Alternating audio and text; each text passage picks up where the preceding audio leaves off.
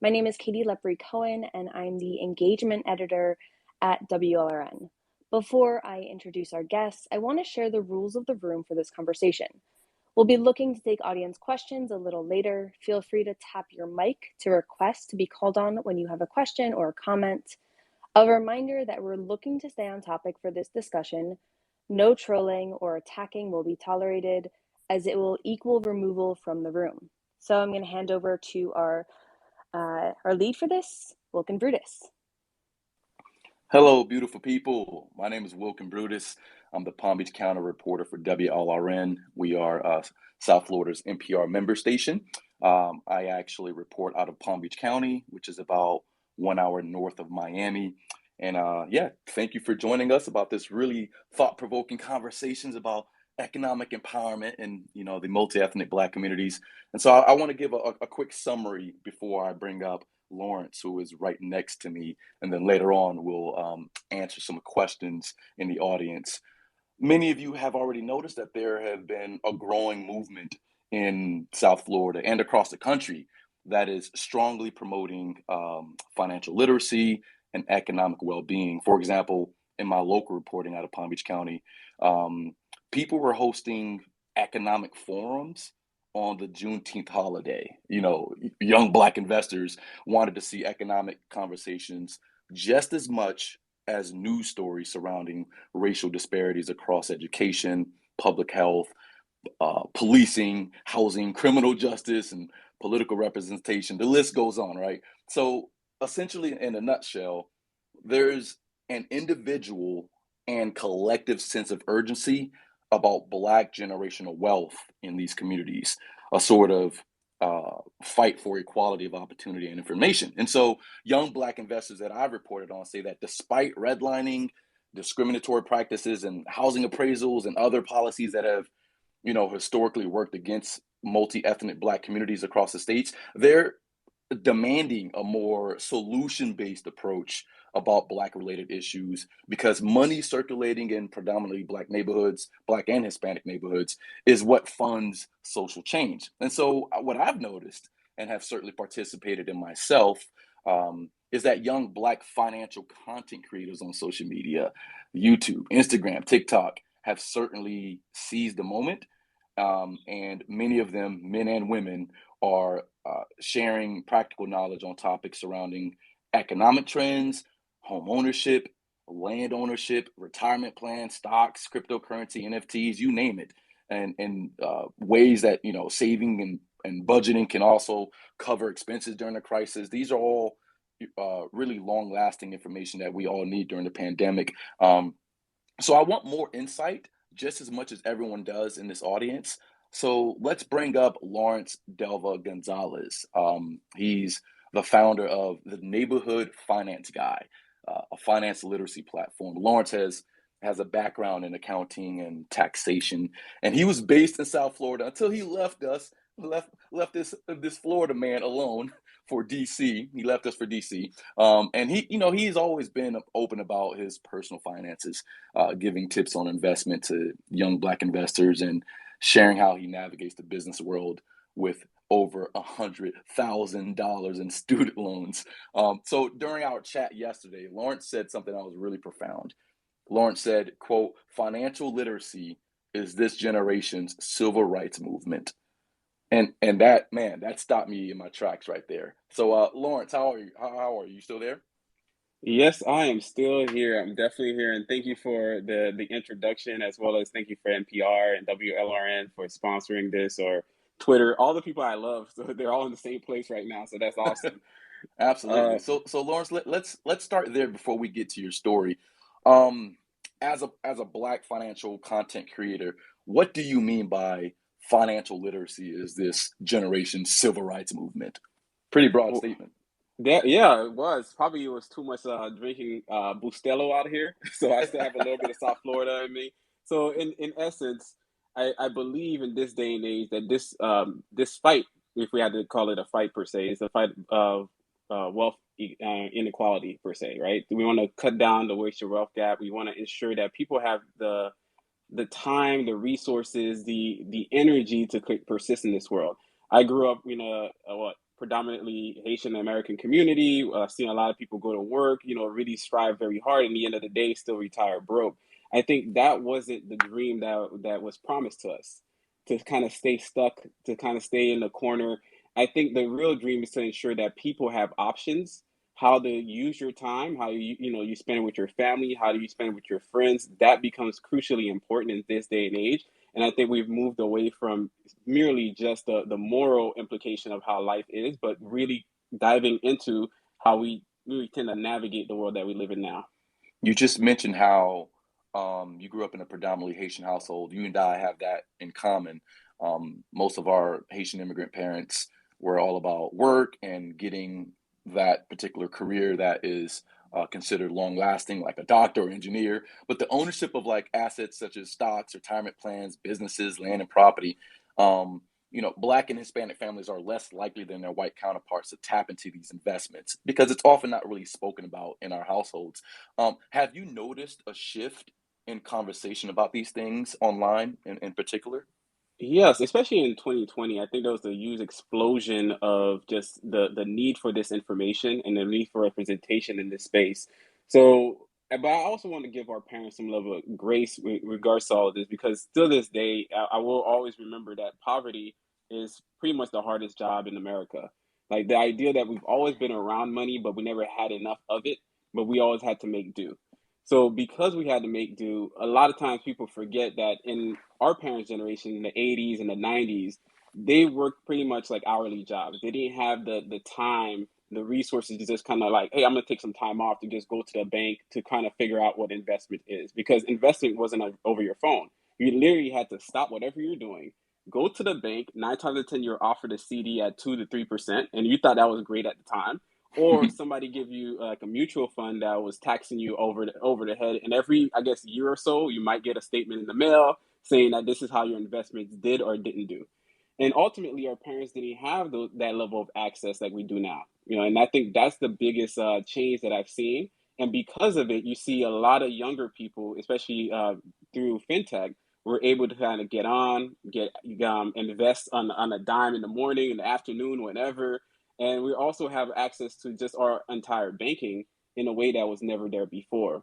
Because of it, a lot of people have gone to YouTube, they've gone to podcasting, people that stopped working their day jobs and really kind of took on this mantle full time, such as Journey to Launch, His or Her Money, Paychecks and Balances. I could go on with the names. Like, it's literally a lot of people that took on this mantle, and because they're just trying to figure out themselves, and because there is nobody before us that done it, it was easier for them to convey a message that was more authentic to the audience, because in earnest, a lot of the other people we were listening to were very much white males, right? Later in their years too. So it was Hmm. never really super interesting. There was no real jokes about it. There was very flat information, and a lot of it was above board, over the top of your head. Terminologies, are just hitting you right off of everything, where you might not know all the details. So now that you have people coming in that are just like you, as fresh as pale, like in their face, like you're like, hey, these people really understand where I'm coming from, and they might not have this six-figure inheritance that they're picking up, right? So Sure. because they don't have this to kind of pad the field for them, they have to think about money differently, and we have to think about money differently as well. And that's a great segue about people thinking about money differently. It certainly has happened during the pandemic.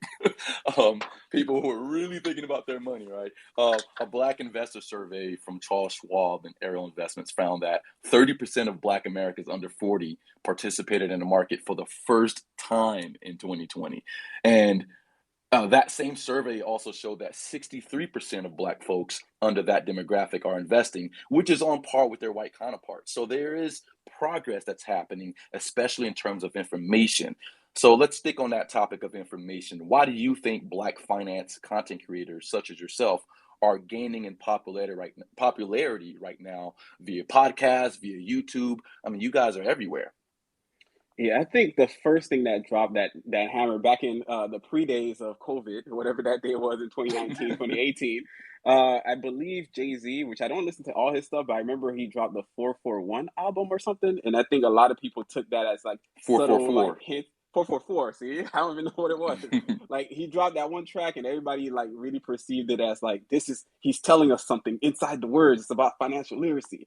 And ultimately, from that point, you've seen a lot of pretty much financial literacy podcasters come out of New York, specifically, or New Jersey. People like Earn Your Leisure, and because, or people like the Breakfast Club started bringing in financial literacy experts as well. I think it opened up the space so that people could see that it's not just about retiring or getting a job and sitting there for 40, 50 years and hopefully die happy.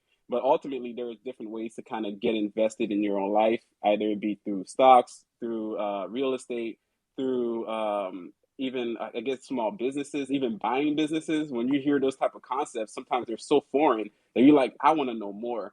And I think seeing other people succeeding in that kind of space, especially when we're told that it's impossible to do so, has really broadened the way that a lot of younger people have basically they're processing the world and saying this is definitely possible. It's not impossible for me to reach wealth, but it might be improbable, and therefore I have to add a little bit of like juice, a little bit of energy, and I have to figure out my own way through the process. And Lawrence, some of that juice, some of that energy comes with responsibility and accountability. Oh The yes. financial content online can be tricky because it's a tightrope between financial advice that may not be solid advice for everyone.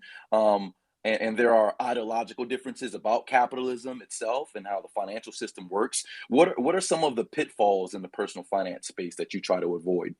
Oh, there's a lot of people that are, I, I would say that they think their way is everybody's way, and I think that's the biggest problem with personal finance. Anybody that's just sharing that information, a lot of times people have gotten to the space reading one book and they swear by that one book, or they listen to that one person, and therefore that person is God, and he cannot do, or he or she cannot do wrong, and therefore I will follow them to the death. And I think that's the biggest pitfall because we're ultimately because of the lack of accountability and sometimes negligence. You're literally telling people that, hey, be a business owner, whereas 30 to 70% of businesses fail in 7 years. You're like, it might not be for you. It might be a little harder than you think. Or be a real estate investor, whereas a lot of people lose a ton of money. They lose their shirt off their backs because they don't know how to really invest. So ultimately, people are telling others to, follow me, but in earnest, personal finance is still personal. You never know. You have to be more fluid with it because you don't know who you are in the process. You don't know if you the landlord. Do you really want to hear somebody at like 7 p.m. at night, 10 p.m. at night saying that their water broke? Are you the person that can really stomach like a market fall that basically, I guess, take out $50,000 from your bank account at that, or from your net worth at that one moment? Nine times time, people are not really, I guess, good at that.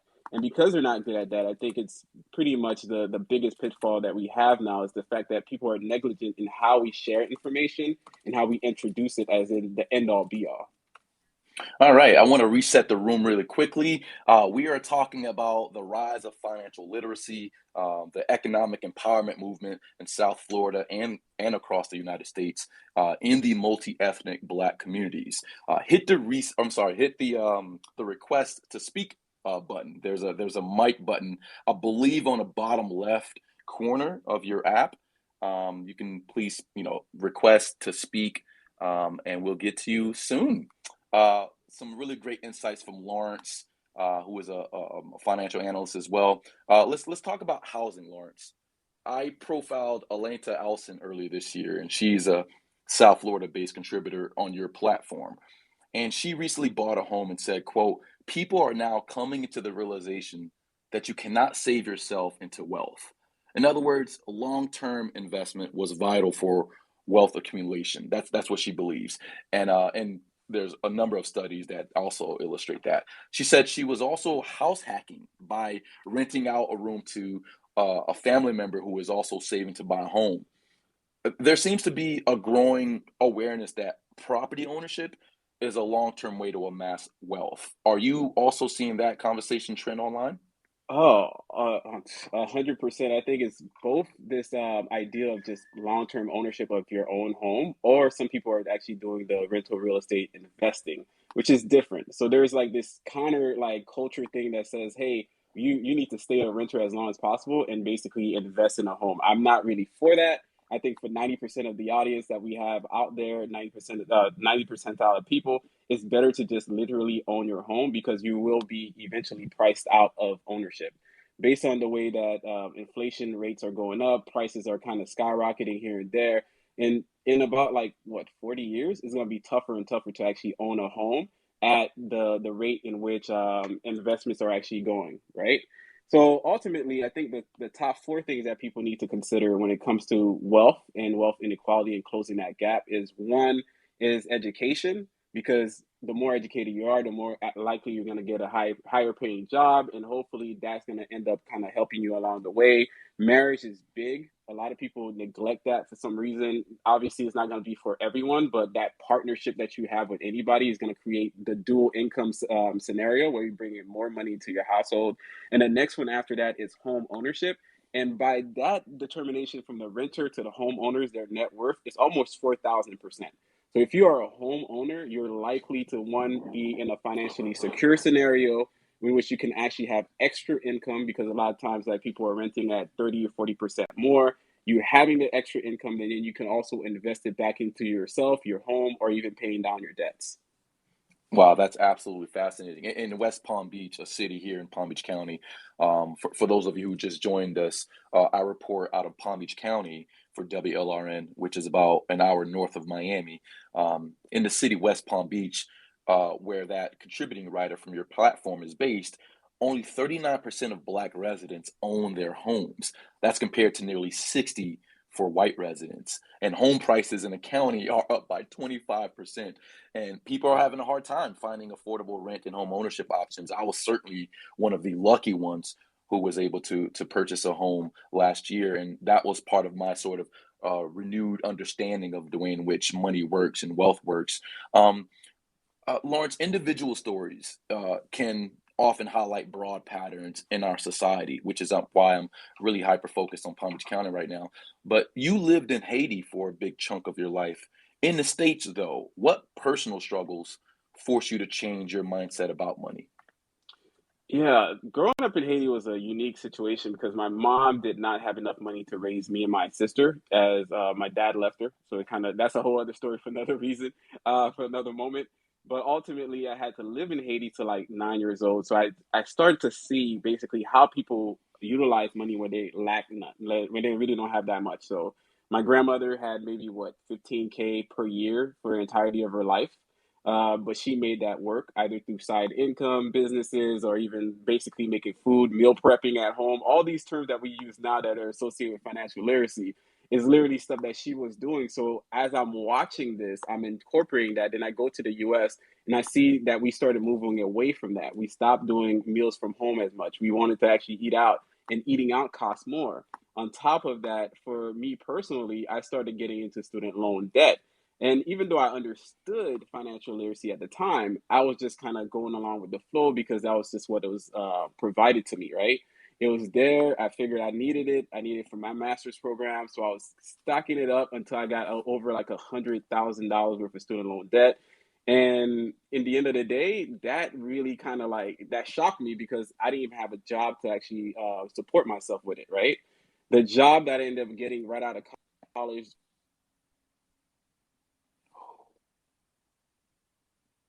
dollars Hey, Lawrence. before. Yes. Oh no, you blanked Oh, out sorry for a about little that. bit. You're back now. Yeah, the job that I got right out of college after the whole housing crash thing happened was making $23,000 before taxes. That's about $1,000 a month, period, and they only paid you one time in that month. So I had to learn fairly quickly how to figure out budgeting, money management, because there was not a second chance for me. This is it. If I don't make this work, then basically I become poor. I become destitute. So I had to understand finances as soon as possible. And that was the way I kind of got out of it. You mentioned student loans, and poof, I believe is it January or February that those Oh, you're it's supposed to February. repay back Yeah, your it's loans. February. I It's know. yeah, it's I know. February, so it's it's right around the corner, and I'm sure there's going to be a lot of people who are going to try to revamp their budget right now. It's just an extra expense that folks are going to have to worry about come February. I also want to mention I have about two questions, and then we can go straight to the audience here. Um, there are different economic issues that affect the multi-ethnic Black communities in the States. For example, local issues that affect Black Muslims in North Philadelphia are different from issues that affect Haitians in Miami. There seems to be an extra financial weight for Black immigrant for Black children of immigrant parents to sort of expand wealth and resources to distant relatives. Tell me about remittances or the pressure for second generation Haitians or Black folks from any other country to send money back to their own country. Oh yeah, this is probably going to be a problem for, especially for our home countries themselves, because there's a lot of people my age, in my age group, as older millennials, that aren't really contributing as much as our parents used to contribute. Then by that I mean Haitian households, 9 times out of 10, they were sending so much goods and money back to home to support family, friends, and so on and so forth. But in this day and age, I think it's becoming harder to do so, especially as this generation deals with their own crippling debt, as well as what is known as the sandwich generation, that we have to take care of our parents who lack the retirement investments to support themselves. We have to take care of ourselves as well. We have to take care of our own kids. So if you're in that situation where you have to take care of all three stacks, it's harder. It's going to get harder and harder for you to have this extra discretionary funds so you can send over to somebody that you probably never met. So I think it's going to be pretty much one of the struggles that our entire community is going to face. I don't know, for the next 20 years. It's going to be really tough. As for me, I literally can't do it. I'm trying to focus on what I need to do. So it's going to be a little bit harder going forward for how my family's going to process overall.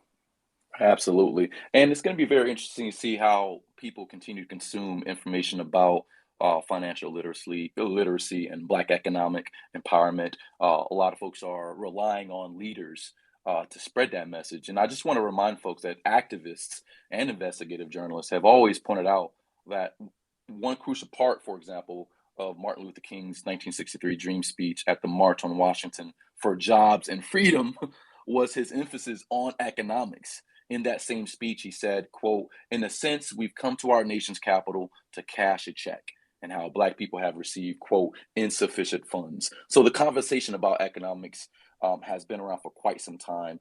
But again, there seems to be a renewed interest about financial literacy and not just social issues.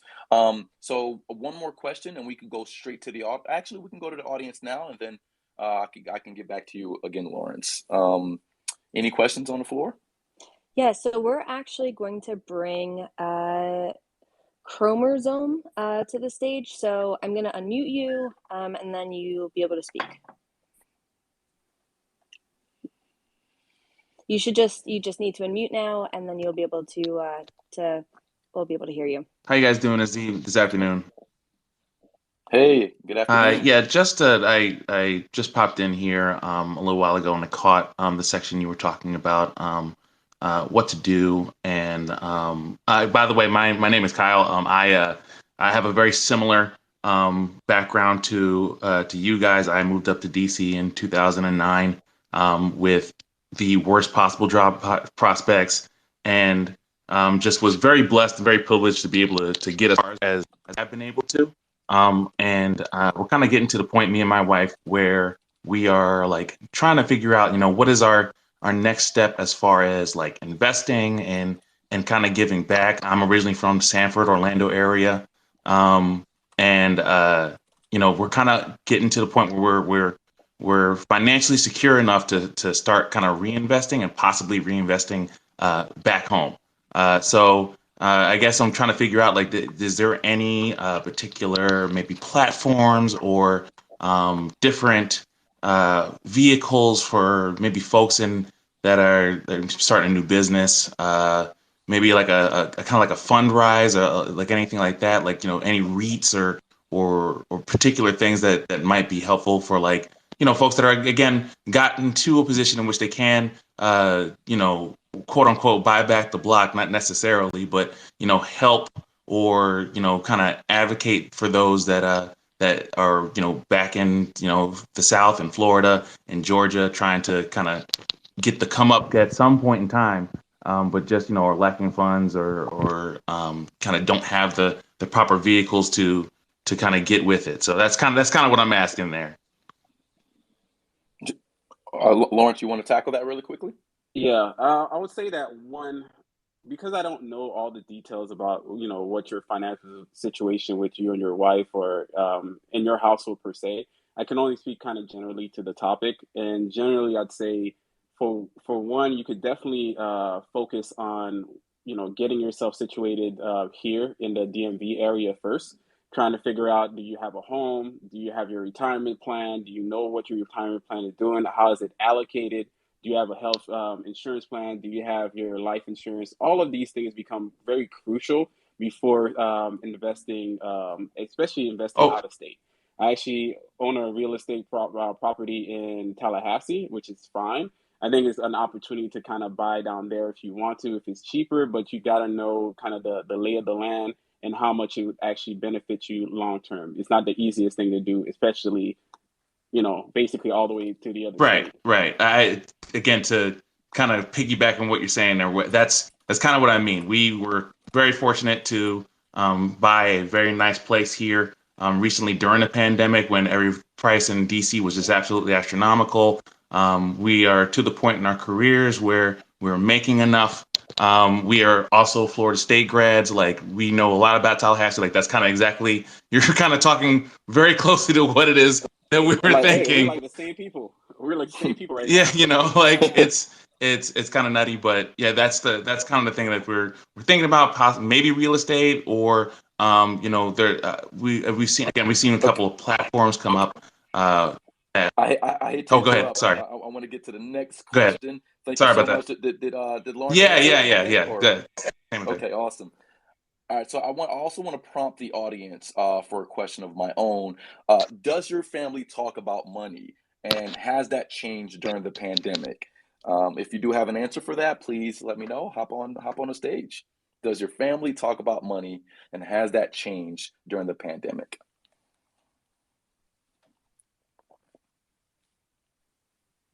Do you want to take that, or you Oh, are we it's waiting for for the somebody else? Yeah. audience. Yeah, we're waiting for someone.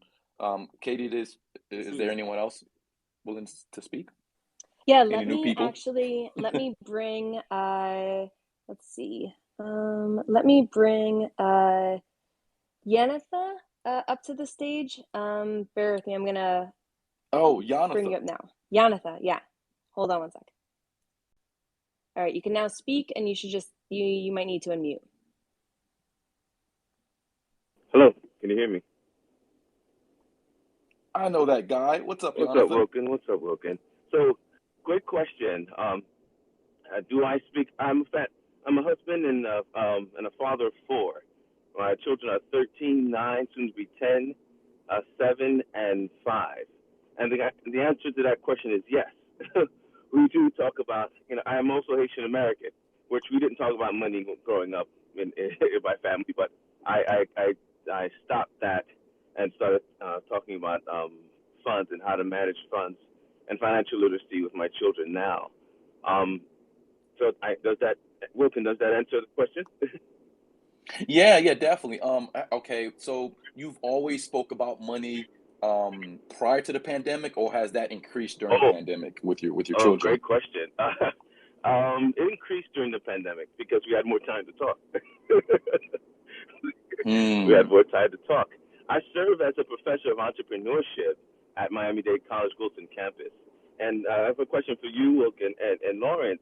One of the challenges that I keep trying to sort of fight against with my students is they keep always talking about it, looking up at Elon Musk, uh, um, what is his name?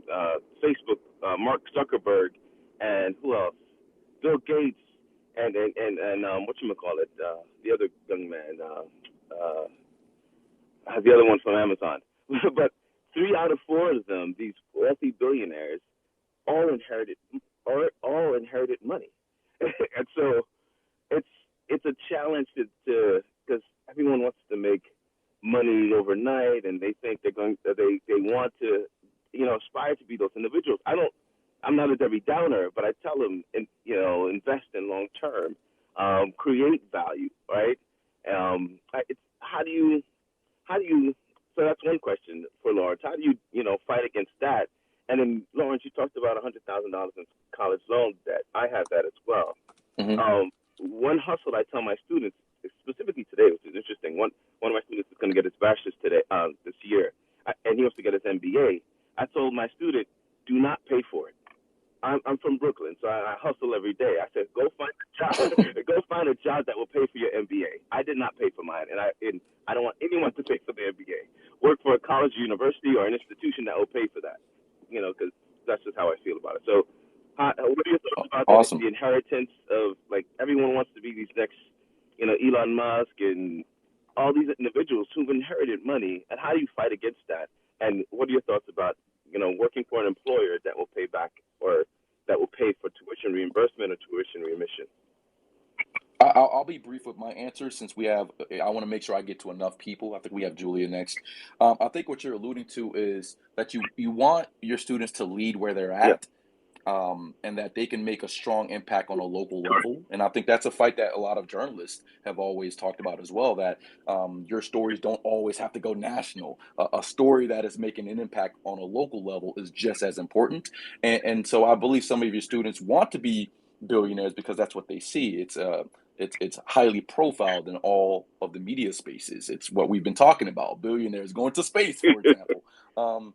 And so I understand the concern there, and so I think you're doing a good job by making sure that they keep the locality in mind whenever they're talking about improving their own personal conditions or the conditions of their neighborhoods. But thank you so much for your time, Jan. All right, take care. Okay, Lawrence, I want you to take the next question. Is it Julia? Katie, is it Julia next? Yes, actually, before we go to Julia, Lawrence, did you want to respond to that as well to Yeah. Yannick's point? Okay, Yeah, go for it. I'll respond to that. I would say that I think it's definitely hard and difficult, especially for younger people, to see beyond the glitz and the glam and celebrity, right? But ideally, what you want them to focus on is their own personal goals, their passion, and their plans. Because the money itself, billions, trillions, I personally, it would be lost on me to have that much wealth. I just look at people like it'd just be a waste of time. I'm fairly simple. And ultimately, I think a lot of people, I think pretty much anybody, especially in America, could become a millionaire if given enough contributions of your own making that you're putting into the market, you're putting whatever your efforts are, you give enough time, and ultimately you get there. Even $100 per week over 40 years is $1.8 million. So everybody could become a millionaire if you even have $100 per week. So there are possibilities, and you do not have to be a trillionaire to live a great life. You do not have to be a billionaire you don't even have to go to Mars. I swear you don't have to go to Mars. You could be fine going to one or two states and even travel abroad. Oh You'd be man, fine. Lawrence, I can't visit Pluto, Lawrence. Can You're I at least like, visit Pluto? hey, if they want to go to Mars, let them go to Mars. All right, thank you so much. We're going to bring up Julia to the stage next. Julia, I'm going to bring you up, and you just need to unmute yourself, and then you're good to go.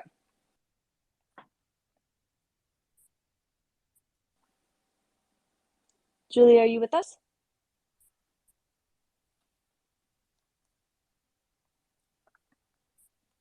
You might have lost her.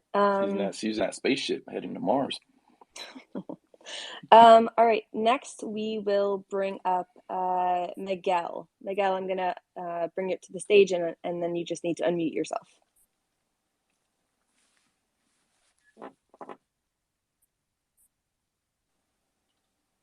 Go ahead, Miguel. You're live. Hey guys, how you doing, guys? I kind of have a similar story. I'm from Republic of Panama. I actually was raised between Panama and New York, and I'm from Brooklyn as well. Two of my Brooklyn people here. I want to, in this economy, yes, to answer the question, the conversation about money did change a lot.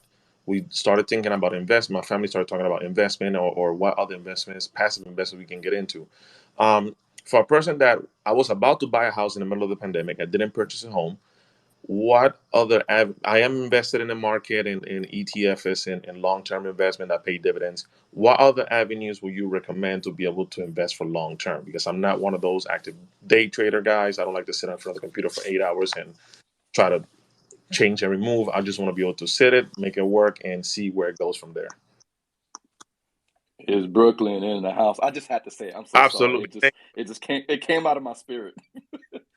Lawrence, that's all you. Yeah, you're doing exactly what you need to do right then and there. I think the biggest thing is that if people aren't paying attention is their 401k, 403bs, and 457bs. There, you could contribute inside of their $20,500 in 2022. and that's tax. You could literally avoid taxes on that much money. So if you have extra money laying around and you're not necessarily doing the after-tax brokerage yet, you could do that. You can also pair it up with an IRA if that's available to you as well, either be traditional or a Roth IRA at $6,000 per year. In 2022 is the same number as well. Or you can even start considering what is known as the health savings account. It's also known as the triple tax advantage account that's available out there. There's a little bit nuances to it, but a single person could invest $3,650, and a family can invest $7,200. The fact I remember all this stuff on top of my head is hilarious. It's getting kind of crazy.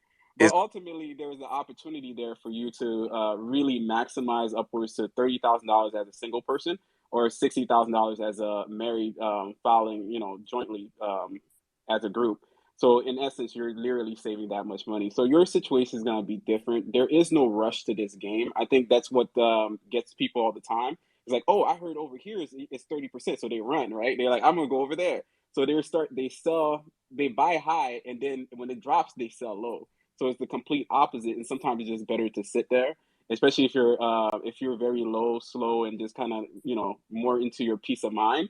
People are doing index ETFs, and that's kind of like pegged to the market 9 times out of 10, especially if it's like a VTI or something like that. So there are ways to invest, and it's out there, but there's no like super secret way as long as long as you're hedging your own risk profile and your own risk capacity. Because you can also invest, but if your wife says hell no, like you're basically stuck. I appreciate that very so much. I actually do have I have an HSA and I have a few IRAs, and I got the Oh, 401 maximized, and I actually have all those avenues already. I just wanted to figure out, if I was the only person thinking that way about now, because a lot of people are rushed into the money, and I'm like, well, why not put a couple dollars in ETFs and let the dividends pay you back? And I'm yeah, set up fancy that way. I appreciate you guys. no problem, no Thank you, problem. Miguel. I'm crossing my fingers for for some ladies to raise their hand as well. If you have any questions, or if you have any answers to the question, whether you had increased your conversations about money during the pandemic, you can feel free to answer that or bring up your own questions for Lawrence. Yep, we're waiting on the audience now. So let's bring up Jason next. So Jason, I'm gonna bring you up, and you just need to unmute, and then you can ask your question or share your story. And anyone from South Florida as well. Come on, Brooklyn is kicking our butt right now. Hello. Hey. How you guys doing? I'm originally from New York City. I'm actually living in South Florida. Oh, okay. Yes, that's a win. That's a That's a win. win. That's a win. South Florida. Hello, people. So one thing that my wife's great grandmother told me, originally from my family's Dominican, ustedes son ricos. You guys are wealthy in comparison to how she grew up. So I think a lot of it starts at home, particularly if they're from whatever country you're from, your grandma's still around, where you still have that I guess that rock where the old stories. So I think that helps out a lot, where you're still connected to that old world and you're hearing these stories. I think by the second or third generation, like it's lost because we become Americanized. And to answer your question, I got my daughter into Robinhood, playing with stocks. She really liked it. I have two children, and one graduated, one's a nurse. And I think and then we talk about it more because we're home. You're working from home. We're not spending money. Let's go ahead and, whatever she made, she started, I gave her a couple $100. She ended up making $600, flipped it, and then got out. But the point is, I think as parents, we have to start it at home slowly, either start a small credit card with them, showing, buy and pay, give them maybe start a secure credit card with your bank. Particularly, I've done that with both my daughters. Let them start to build their credit that way. I mean, it's hard. I mean, we got lucky. We own a house. We have 13 years left on it.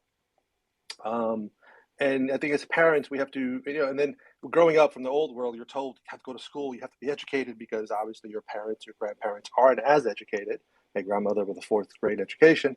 So we pushed both my daughters. They got full scholarships, and we're working on my son. And I think as parents, we have to we have to provide the fertile ground for your children to grow. And I think, and I'm taking credit for that, because even though they worked hard and got their scholarships, we helped them, right? We helped them along the way. and then now they got a full. They're both of them. We help them, but they're out of. They're 22. My daughter is a professional. She has no student loans, and if she wants to get her master's, she could go ahead and do it herself. And it's I think it's and buying a home now is difficult because we want to sell, which. And Jason, just really briefly, do you have any question or direct question for Lawrence? Just Lawrence in general. What do you, as far as because we're starting IRAs. Our neighbor's an accountant, so he told my daughter to get a Roth IRA. She's working on it as well. What do you suggest as far as the housing market? Because we're interested in buying, getting back in, because everyone is selling, but it's so difficult to buy because everything's so expensive. Thank you all. Appreciate it. Yeah, no problem. I think to the point of, I guess the housing is always going to be more and more expensive, and it's going to be more prohibitive as we get older. Only because God is at least the old adage, God is not making any more land. that's the joke that goes along, and a lot of the prime real estate based on the urban cities, urban hubs, people are not trying to leave or trying to sell. So it's going to be behoove anybody if you're going to get into the real estate environment that you find places that are probably underdeveloped or you find things that are longer term. So, for example, like I did hear a story about a parent that when their kid was going to a school in Texas, per se, let's say if they just lived out of town, because she was in Austin, she's like, well, she's going to lose the scholarship. She's not an in-state student. Basically, they bought a home for their daughter to live there. And their daughter became an in-state, a resident, and she retained her scholarship. And now they have an additional home they could rent out to additional college students. So there's ways you could kind of think about how the family now gets a little bit more creative with creating what is known as cash flow. Because there's like 3 levels. There's debt free, that's the biggest thing that people always know because a lot of people struggle with debt. Then there's financial freedom and there's cash flow freedom. So there's the cash flow freedom. That means you're bringing in way more money than you're spending. So the ideal is that that's the goal that you want for your family, to be in the point where money is coming in and not necessarily going out as fast. So I think that would be the focus for any family going in the future. Man, Lawrence, I want more cash flow freedom so that I can buy more ice cream. Hey, so I'm definitely it's taking all that valid, advice. man. It's valid. The ice cream is valid. Gelatos. I want to reset the room again. For those of you who just joined us, my name is Wilkin Brutus. I'm a reporter for Palm Beach County, or for WLRN in Palm Beach County, which is about 1 hour north of Miami. And we're speaking with Lawrence. We're talking about the rise of financial literacy in the multi-ethnic Black communities, but obviously the topic is relevant to everyone seeking social mobility in the U.S. So hit the mic button to speak if you have any question. I'm speaking with Lawrence Gonzalez right now. He has certainly given his fact-based information and anecdotal experiences with the market and the importance of economic empowerment. So yeah, click that button. Let's go. All right, Sapphire, you're up next. I'm going to bring you up to the stage, and all you need to do is unmute yourself.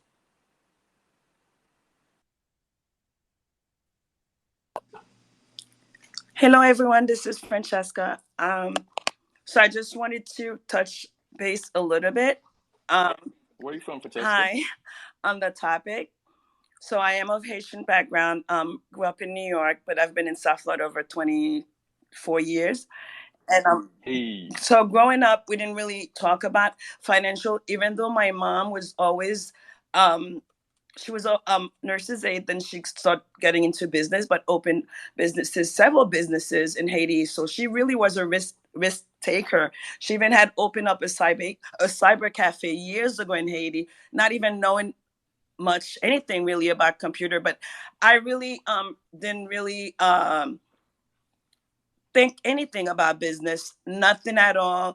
Even when we moved here, I thought of like when we moved to Miramar, there was like no Haitian restaurant. Even if one person couldn't open up a restaurant, I think like 2 or 3 family members could have opened up a restaurant. So I didn't have that type of mindset back then, but now I think totally different. And since the pandemic, I mean, for the first time in my life, I started investing, studying about stocks, watch a lot of videos, reading books, and I invested into crypto. And I am learning a whole lot. It's been about almost 11 months since I my first investment into crypto, but I have learned so much during that time.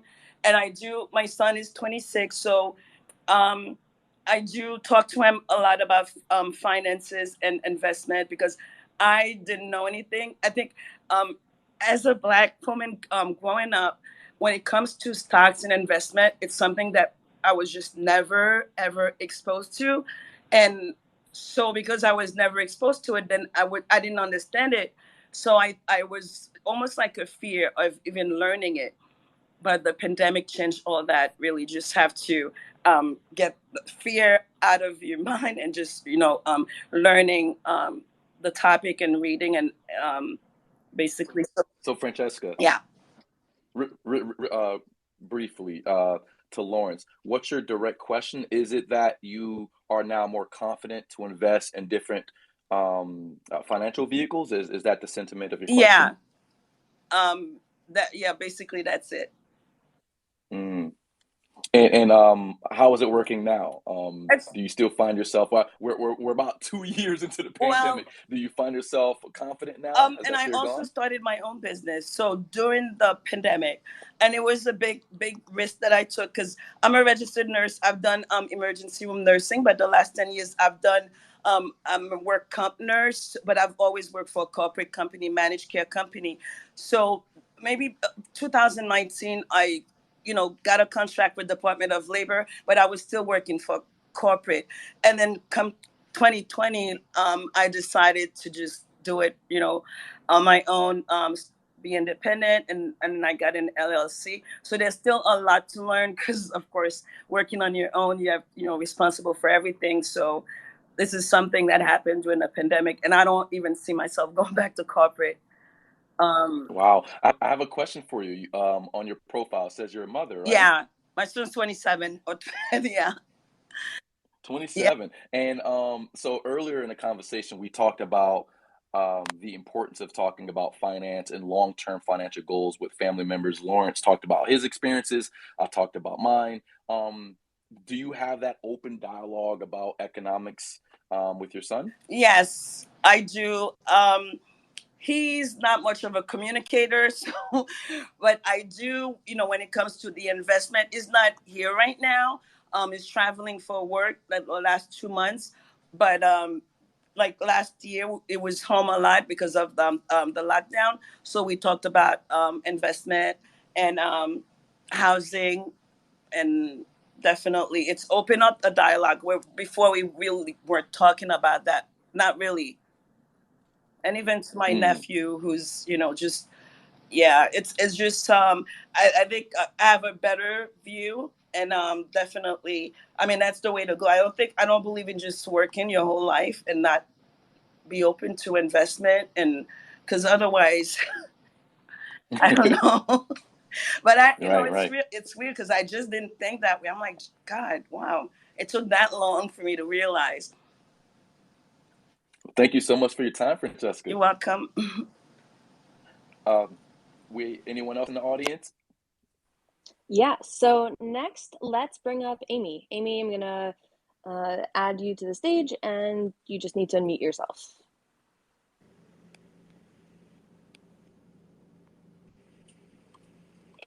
Amy, are you there? Hey. So definitely did not grow up with my mom teaching me anything and had to learn the hard way on everything, except for maybe today. Maybe you guys can help me. My question is, I have all these like random 401ks from past jobs that I really haven't taken ownership of and moved somewhere. Where do you guys suggest consolidating those 401ks? Oh, great question. Lawrence? Yeah, thank you. That was a very succinct question, and I think it's very important, especially in this day and age, as people are going from basically job hopping, which was nothing. It was nothing like the past where people stay in their job from beginning to 40 and 50 years. I retired in the same job I started, doing the same exact thing. So everybody has changed. So therefore, these excess 401ks that exist, you can always do a couple things. You can either roll them all into the current job that you have. If you're comfortable with that scenario, if you want to allocate through your current job, you can do that. It's of no penalty. to do that. It's just basically like a transfer from one thing to another, or called a 401k rollover. Additionally, you can either roll it over to a traditional IRA, which is outside of a construct of your job per se. You could go through any brokerage like Fidelity, Vanguard, Schwab, you name it. It exists that you could roll it over and it gives you no penalty. But what you do not want to do is roll it over to yourself. That means the moment you roll it over to yourself, you're going to be hit with a penalty for taking that contribution that's supposed to be for your retirement early.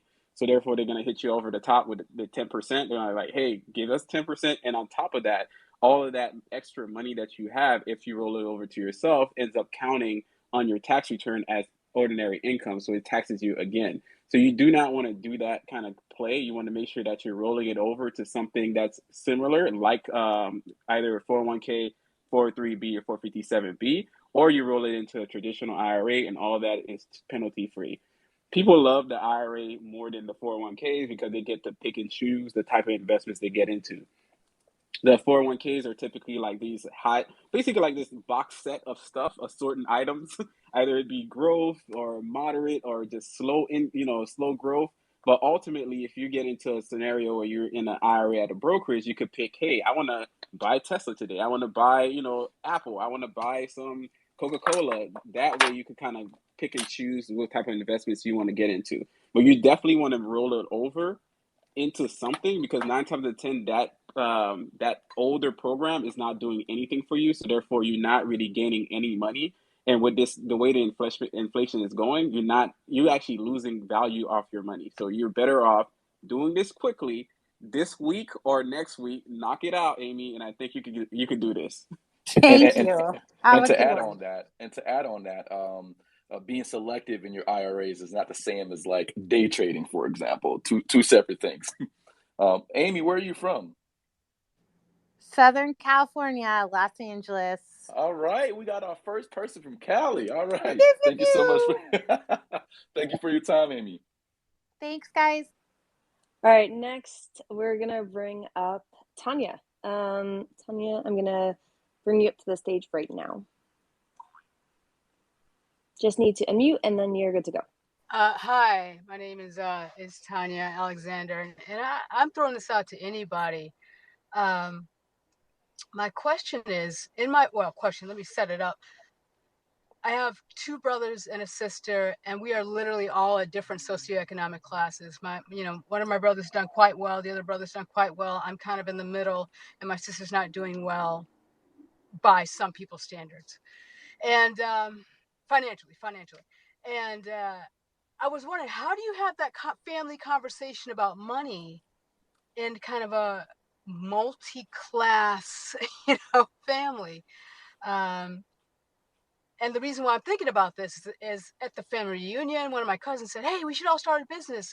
And there was a resounding silence, because that meant that we had to talk about what someone did have and what someone didn't have. And so I don't know if anyone ever breached that or figured out how to have that conversation with their family when there are differences in class and things like that. So thank you. Wow, Tanya, that is such a powerful question. Lawrence and I touched on that very briefly. We talked about how there seems to be an extra financial weight on Black children of immigrant parents to expand wealth and resources to distant relatives, in the form of remittances, for example, sending money back home, especially after the earthquake and hurricanes. There's always that added pressure. And when we bring certain family members back to the States, there is that completely different set of conversations that's extremely difficult to have, because the idea of reaching that dream is completely different for them. And so, yeah, it is a question that's very difficult to answer, because we all have different solutions to it. But before I give mine, Lawrence, you want to give your take on it? Man, that's a tough question, but I think it's a lovely question to ask. And one person that's actually on here that I think always kind of generally covers this in a beautiful way about talking about like family and money is Andy Hill of the Marriage, Kids, and Money podcast. Like, he always have these people come in and they have these different views in which, how do you tackle family, or even your brother or your sister might not have the amount of funds, right? In that situation, I'll say this. I'm pretty sure the silence was more so to do with trust, because not every family member is a trusted family member with money. Like that's why nobody was jumping on board, because that person might be the person who was like, I don't too sure if I want to give them money to jump into that scenario. But what I would say is, like, start first within your own family and establishing a game plan, right? What is your game plan as your own unit? Where do you envision going? What is your goals, your determination? What is your family going to bring to the table? And then you go to your sibling and say, hey, what is our overall family game plan now? Especially as our parents are aging, if they're around, how do we take care of them? Especially if everybody have multiple sets of parents, how are they taken care of in their retirement? Do they have their home set? What are their debts?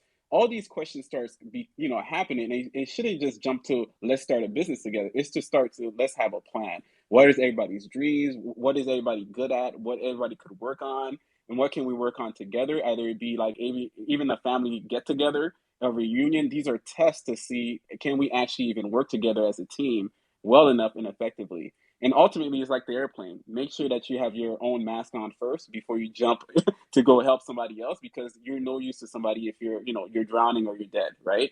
And not to be macabre about it, but ultimately you need to make sure that you're doing what you need to do. You need to be centered. And if the answer is no, then let it be no.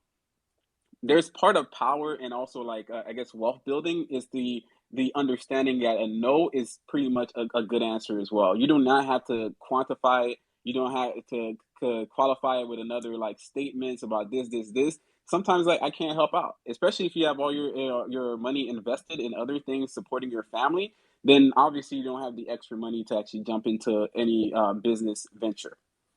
So I don't know if that answers the question, but that's my take on it. And Tanya, I'd love to add on to what Lawrence has said. First, like, the first conversation should be about setting that template and that game plan, like Lawrence said. Also, understanding communication differences, that should also help you navigate intent from each of your family members. I would also suggest a financial planner, which could be a great mediator once you're actually ready to plan a project with your family members.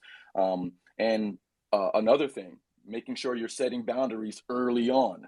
You're dealing with money here. And so those are my suggestions as well.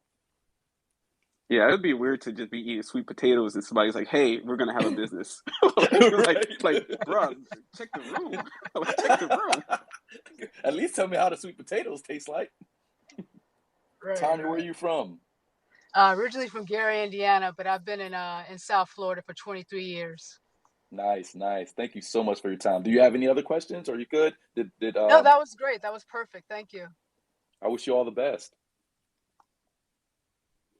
All right, next we are going to bring up Azebi. Azebi, I'm going to unmute you, or bring you up to the stage, and then it'll be good to unmute.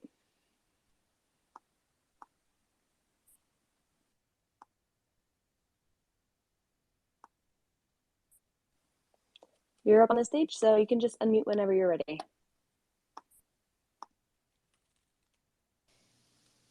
Hello. Hi.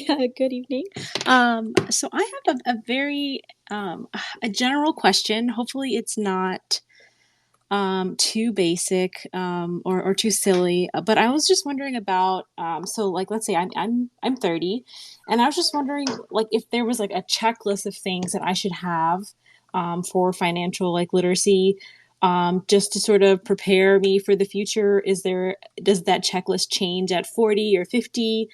And then the second question that I have is, like, as I earn more money, should I be putting more towards my student loans, or should I be putting more towards, like, my retirement? Like, what should get more priority, I guess? And what are, just some advice from there. And then the last question that I have is, what are some of the things that are most beneficial to creating financial equity within, like, in Black communities? Like, is there something in particular that I should be looking to invest in that creates better financial situations all around, in Black communities?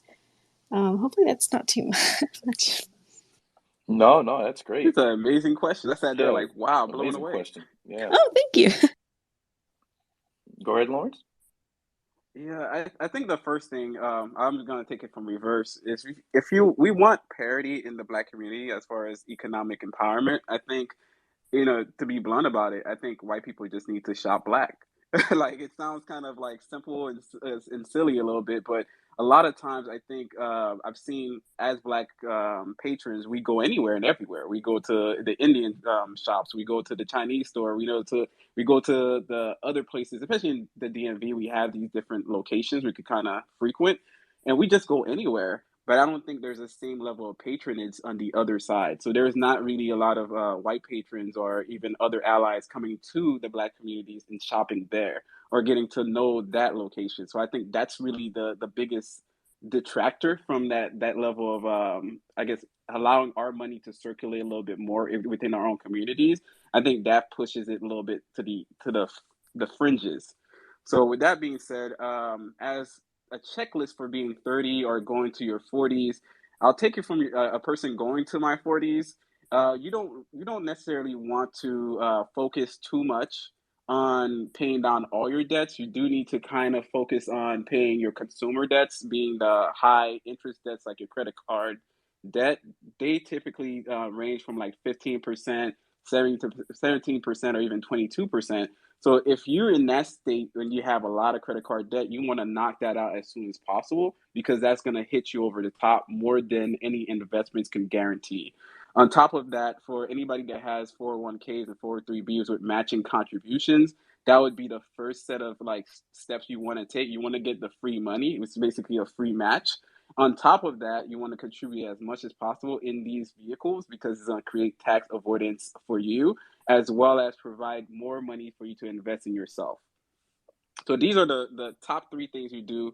If you're in your 30s, you're processing out your consumer debt, you're getting right into your investments, and from your investments, they're going to lower your taxes. It's going to give you a better refund, hopefully, and you're going to use that extra money to actually pay down some of your debt. So there's a little pattern to it. There's a little understanding to it, but ultimately you're going to shift yourself towards buying a home in your 30s, getting out of there in your 40s is all about knocking down your mortgage debt after you moved away from your student loan debt, if that makes a lot of sense. I know there's a lot.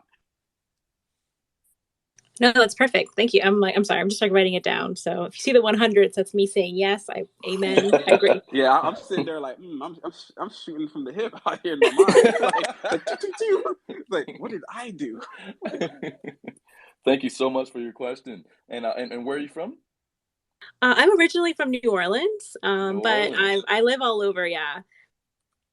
Awesome. Thank you so much for that. With the last y'all, we know it's from New Orleans. All over y'all.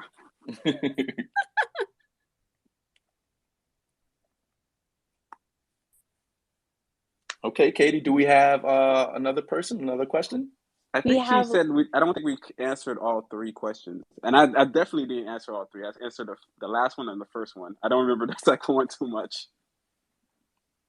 Yeah, I was going to ask. That was my question. Did we answer the questions? Do you want to answer the second if you can recall?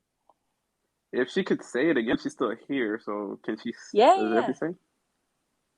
Yes. I think the first question I had was about, or should I be putting more towards student loans versus retirement? And you answered that. And then what financial checklist should I have? Because I just turned 30, so I just want to know what should I be checking off, and does that change as I get older? But you answered that, because you're saying in the 40s it becomes more about your mortgage and paying off all of that. You broke up a little bit. You still there? Sorry. Yeah, Wilkins right. You broke up and we can't hear you. New Orleans kidnapped her. Man. No. Well, at least I feel vindicated. I actually answered. Yeah.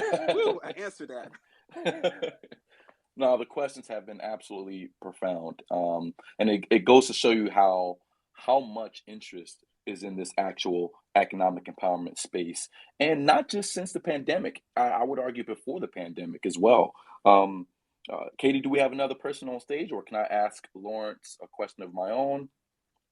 All right, let's do one more question of yours, and then we'll have to close it down because we're going on a little more than an hour, and I know we can keep talking for Yeah, at right. least 5 more. So Right, this went much longer than we expected, and it's indicative of the conversation and the people who've been asking some really great questions.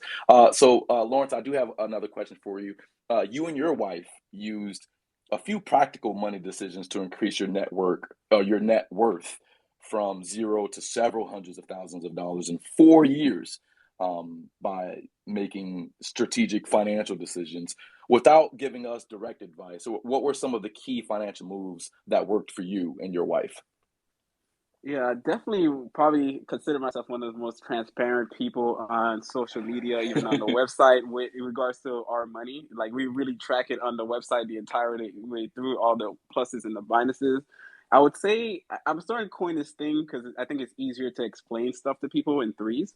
So for 3 for 3, the first things that you do in any group is to establish like what are your goals, like what is my goals, my wife goals, what is our plans together, what is our, what do we love to do, to basically establish our why. That's the entirety of who we are. Why are we doing all of this? Do we really, is it because of the money? Is it because of the life we want to live? Do we want to support each other? So you want to craft that in with those 3 questions as to, what your plans, what are your goals, and what are your dreams? And as you incorporate that together. The next thing about financial literacy, and I'll tell you the entire secret that everybody's trying to sell you in every course, in every book, in every speech and workshop, is 3 things. You decrease your expenses, you increase your income, and you invest the difference. Your expenses themselves, I'm not saying across the board they're all bad, but a lot of people are fully or overly invested in their lifestyle, meaning that they buy bigger homes that they don't need, that they can't really clean, and they have cars that are super luxurious that are parked outside due to the pandemic. So if you start reconsidering those things and becoming more intentional with your money, you will start decreasing the expenses that are not really important to you. Like for me, happy hours was not important, so I cut that out. And we actually start investing more into the expenses that were more important to us, like traveling. So when we travel, it's carte blanche. We love it. We have a great time, and that's just the way we do it. On top of that, and I think Elizabeth Warren tackled this in her book, The 2 Income Traps, whereas a one-income family cannot really sustain itself anymore in the U.S. At this point, you have to be either a 2 income or even 2.5 income. That means you're doing a side hustle, you're doing a podcast, a YouTube. This is why you see a lot of Black content creators are showing their creativity all over the place, because we have all these gifts, and now we're allowed a space in which we can actually express it, but also get paid for it. So bringing extra income in your home is very important. And finally, investing the difference. A lot of times, I'm not quite sure why, but we got into the moment where everybody just wants to spend all their money. But the truth, you need to invest your money in yourself, in your education, in your relationships with other people, within your spouse as well, or your significant other, or your partnerships. And ultimately, you need to invest it in everything from a home, a business, or otherwise. So that's kind of what we ended up doing to change our net worth from negative $125,000 in student loan debt and credit card debt to $640,000 in a little bit of time. And we're trying to become millionaires in less than 10 years. Lawrence, that was absolutely amazing. Thank you so much for your time. Katie? yeah, thank you, Lawrence and Wilkin, and everyone here who's joined us for this Twitter Spaces conversation regarding the rise of financial literacy in the multi-ethnic Black communities in South Florida and across the nation. I just want to thank both of you again, Wilkin and Lawrence. Round of applause. This was fantastic. Thank you so much for your time today. Wilkin, I did want to just kind of refer to you once more. If you have any other reporting, or if you want to throw to some of the reporting you've done, feel free to share that, and I'll also tweet it out from the WLRN account. And then, yeah, look for more spaces from WLRN and definitely NPR in the future. And thanks again. So Wilkin, I'm going to leave the last note with you. Oh, I just want to make sure everyone is also staying hydrated. That's my greeting, and that's also my farewell. Have that have that water in hand, and like Lawrence says, make sure you're also investing in the people around you. Economic empowerment isn't just about attaining capital to invest in materialistic things, or to invest in the future. Investing in your future also means investing in the people around you. So, one love. Thank you so much for your time. Until later.